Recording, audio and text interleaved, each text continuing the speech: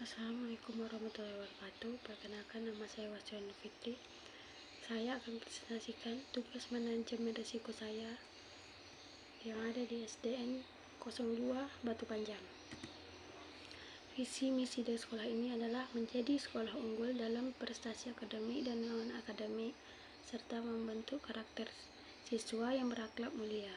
Misi menyelenggarakan pendidikan berkualitas dan inovatif, memanfaatkan fasilitas seperti internet untuk meningkatkan keterampilan dan pengetahuan siswa. Yang kedua, membangun karakter mulia, menanamkan nilai keimanan, budi pekerti, dan etika dalam setiap proses pembelajaran. Yang ketiga, mengoptimalkan kegiatan ekstrakurikuler, olahraga, seni pramuka, berbagai sarana pengembangan minat dan bakat siswa. Yang keempat, memberikan dukungan fasilitas komprehensif, memanfaatkan ruang dan teknologi untuk mendukung kegiatan pembelajaran dan pengembangan anak. Kategori risiko yang ada di sekolah SDN 02 Batu Panjang adalah mencakup aspek pengelompokan berdasarkan evaluasi terhadap kemungkinan terjadinya penyimpangan, ketidakpatuhan, atau inefisiensi dalam pengelolaan sekolah, terutama terkait dana pos bantuan operasional sekolah. Sasaran mengacu pada 7 tujuan penting yang ingin dicapai oleh sekolah, sekaligus sebagai area kritis yang perlu dilindungi dari berbagai potensi gangguan. Sasaran ini menjadi fokus utama dalam penerapan manajemen risiko karena merupakan hal fundamental yang menentukan keberhasilan penyelenggaraan pendidikan.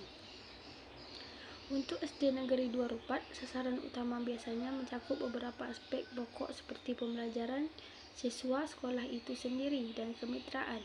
Sasaran pembelajaran berkaitan dengan upaya menjamin terlaksananya proses belajar mengajar dan berkualitas dan berkelanjutan. Sasaran potensi peserta didik secara menyeluruh. Sasaran sekolah menyangkut pengelolaan sumber daya dan operasional lembaga pendidikan. Sedangkan sasaran kemitraan menekankan pada pengembangan jejaring kerjasama yang produktif dengan berbagai pemangku kepentingan. Evaluasi. SD Negeri 2 Batu Panjang telah menerapkan beberapa praktik dasar manajemen risiko yang terutama berfokus pada pengelolaan operasional sekolah sehari-hari. Sekolah ini mampu mengidentifikasi risiko-risiko utama seperti ketidakhadiran guru, kerusakan fasilitas sekolah, dan kendala dalam administrasi keuangan. Untuk mengatasi ini, telah dilakukan beberapa langkah antisipasi seperti penyediaan dana cadangan dan sistem piket guru. Namun pendekatan yang ada masih bersifat relatif dan belum terstruktur secara sistematis. Beberapa aspek penting dalam manajemen risiko belum sepenuhnya tertangani. Dokumentasi risiko masih terbatas pada hal rutin tanpa mempertimbangkan skenario darurat atau risiko jangka panjang.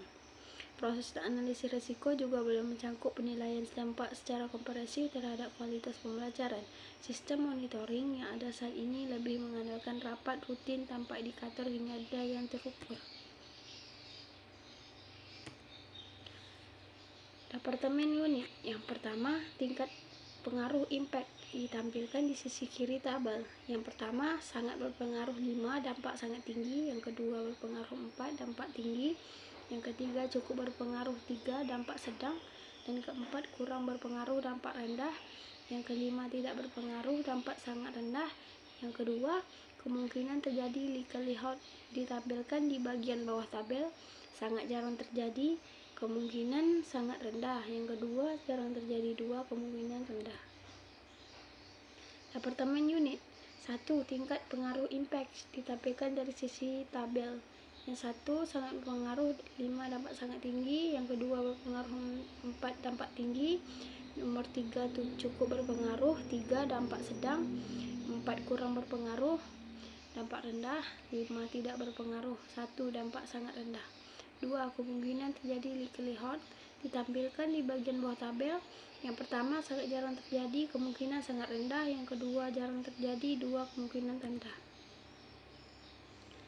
Departemen unit. Baris impact atau dampak sangat berpengaruh 5, dampak sangat serius, misalnya kerugian finansial besar atau ancaman nyawa.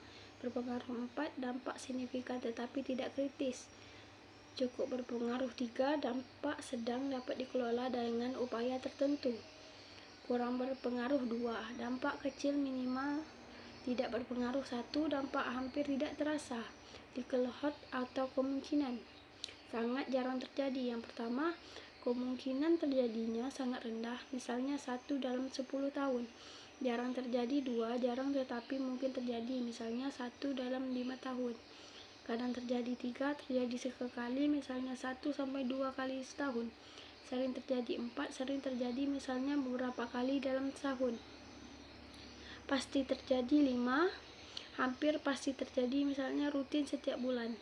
Nilai risiko angka dalam sel diperoleh dari perkalian impact kali likelihood. Contoh, dampak cukup berpengaruh 3 tambah kemungkinan sering terjadi 4, risiko 12.